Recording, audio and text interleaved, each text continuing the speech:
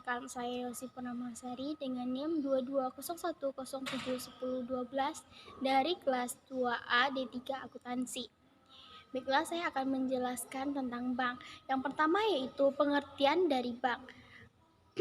Menurut Undang-Undang Nomor 10 Tahun 1998 tentang Perbankan, bank adalah badan usaha yang menghimpun dana dari masyarakat dalam bentuk simpanan dan menyalurkannya kepada masyarakat dalam bentuk kredit dan bentuk lainnya dalam rangka meningkatkan taraf hidup masyarakat. Dasar hukumnya yaitu undang-undang yang mengatur perbankan di Indonesia saat ini, yaitu Undang-Undang Perbankan yang berlaku adalah Undang-Undang Nomor 10 Tahun 1998 yang merupakan amandemen dari Undang-Undang Nomor 7 Tahun 1992. Ada beberapa pasal yang diamandemen seperti pasal tentang kewenangan perizinan pembukaan kantor bank. Awalnya kewenangan perizinan ini merupakan kewenangan dari pemerintah keuangan. Namun, akhirnya kewenangan itu diserahkan oleh Bank Sentral Indonesia, Bank Indonesia. Fungsi bank. Yang pertama yaitu sebagai lembaga perantara. Lembaga perantara yang dimaksud adalah lembaga yang menghimpun dana dari masyarakat dalam bentuk simpanan dengan memberikan deposit kepada masyarakat.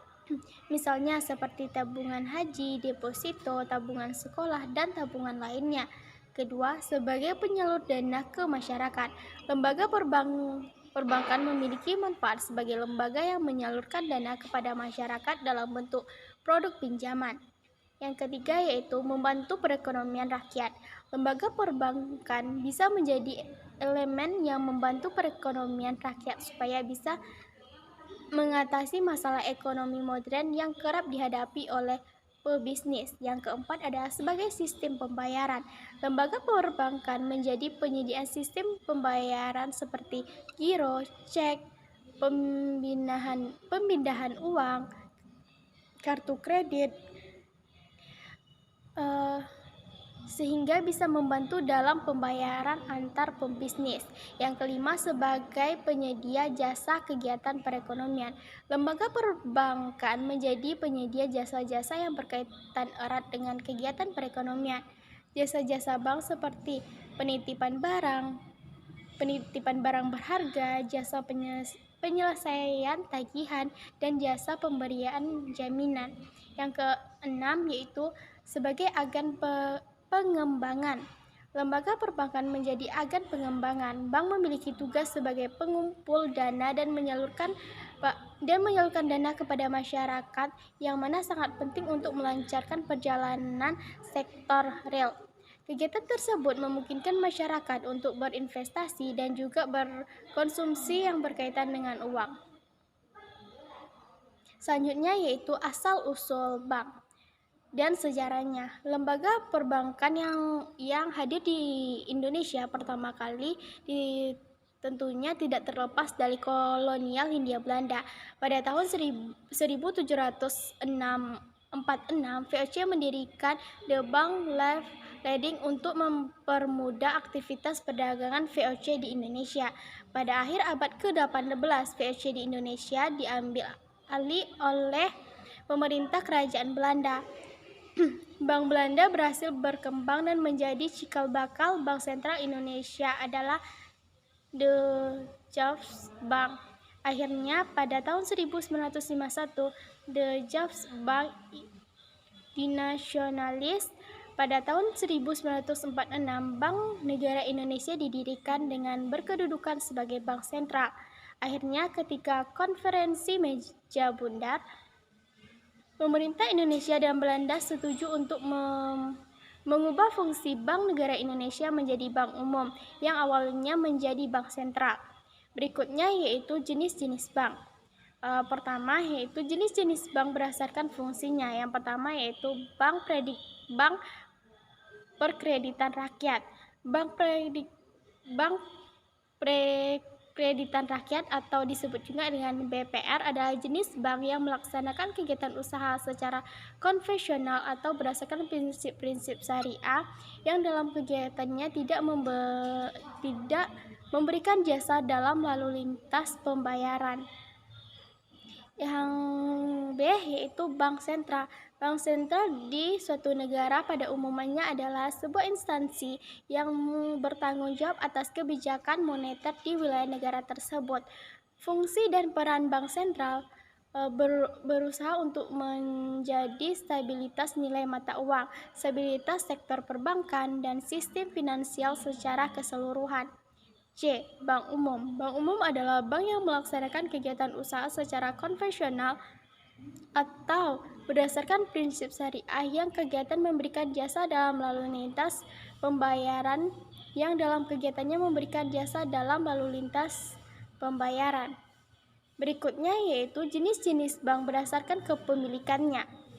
Yang pertama yaitu bank campuran. Bank campuran adalah jenis bank yang kepemilikan sahamnya bercampur antara pihak asing dan pihak swasta nasional. Yang B yaitu bank asing. Bank asing merupakan cabang dari bank yang ada di luar negeri, baik milik swasta asing ataupun pemerintah negara asing. C. Bank pemerintah. Bank pemerintah adalah bank sebagian atau seluruh sahamnya dimiliki oleh pemerintah Indonesia. Contohnya, bank pemerintah Bank BRI, Bank Negara Indonesia atau BNI, Bank Rakyat Indonesia atau BRI, Bank Tabungan Negara atau BTN.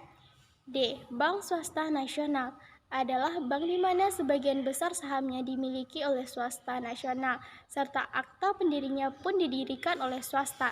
Pembagian keuntungannya juga untuk swasta nasional. E. Bank koperasi adalah jenis bank yang kepemilikan sahamnya dimiliki oleh perusahaan yang berbadan hukum koperasi. Selanjutnya, jenis bank berdasarkan kegiatan operasional. Yang pertama yaitu bank konvensional. Bank konvensional adalah jenis bank yang melaksanakan kegiatan usaha secara konvensional yang dalam kegiatannya memberikan jasa dalam pembayaran secara umum berdasarkan prosedur dan ketentuan yang telah ditetapkan.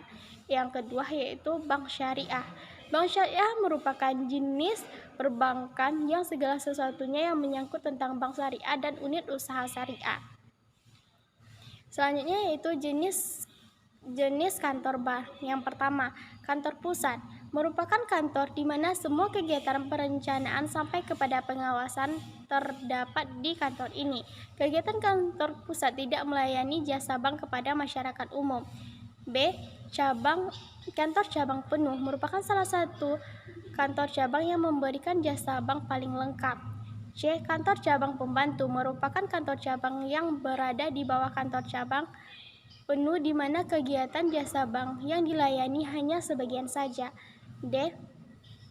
Kantor kas merupakan kantor bank yang paling kecil di mana kegiatan hanya meliputi teller atau kasir saja. Selanjutnya yaitu kegiatan usaha bank. Kegiatan usaha bank yang dapat dilaksanakan yang pertama yaitu menghimpun dana dari masyarakat dalam bentuk simpanan berupa giro, deposito berjangka, sertifikat deposito, tabungan, atau bentuk lainnya yang dipersamakan dengannya. Yang kedua yaitu memberikan kredit. Yang ketiga, menerbitkan surat pengakuan utang. 4. Membeli, menjual, atau menjamin atas risiko tersendiri maupun untuk menghimpun atas perintah nasabah. Yang kelima, memindahkan uang baik untuk kepentingan sendiri maupun untuk kepentingan nasabah. 6. Menaruh dana, meminjam dana atau meminjam dana kepada pihak bank lain baik dengan menggunakan surat, sarana telekomunikasi maupun dengan wesel, cek, dan sarana lainnya. 7. Menerima pembayaran dari tagihan atas surat berharga dan melakukan perhitungan dengan pihak ketiga. Yang 8. Menyediakan tempat untuk menyimpan barang dan surat berharga. 9. Melakukan kegiatan penitipan untuk kepentingan pihak lain berdasarkan surat kontrak. 10. Melakukan penempatan dana dari nasabah kepada nasabah lainnya dalam bentuk surat berharga yang tidak tercatat di bursa efek. 11. Melakukan kegiatan anjak piutang, usaha kredit, dan kegiatan wali amanat. Yang 12 menyediakan pembayaran, 13 melakukan kegiatan yang lazim dilakukan oleh bank sepanjang tidak bertentangan dengan undang-undang dan peraturan yang berlaku. Selanjutnya yaitu tentang jenis-jenis lembaga keuangan non-bank dan perbedaan dengan lembaga keuangan bank. Lembaga keuangan adalah menghimpun dan menyalurkan dananya kepada masyarakat, sedangkan lembaga keuangan non-bank adalah hanya salah satu, menghimpun atau menyalurkan. Ada juga yang menghimpun dan menyalurkan tetapi hanya untuk anggotanya saja. Lembaga keuangan bank yaitu ada bank sentral, bank umum, dan bank prekreditan rakyat. Sedangkan lembaga keuangan non-bank yang pertama ada pasar modal. Pasar modal yaitu menghimpun dana dari masyarakat. Yang kedua, pasar modal atau FULAS, menghimpun dana. Yang ketiga, koperasi simpan pinjam yaitu menghimpun dan menyalurkan dana hanya untuk para anggotanya saja. Yang keempat yaitu pegadaian, yaitu menyalurkan dana. Yang kelima, leasing, yaitu menyalurkan dana. Yang keenam, asuransi, menghimpun dana. Sekian materi yang dapat saya sampaikan. Kalau ada salah mohon maaf. Saya tutup dengan mengucapkan Assalamualaikum warahmatullahi wabarakatuh.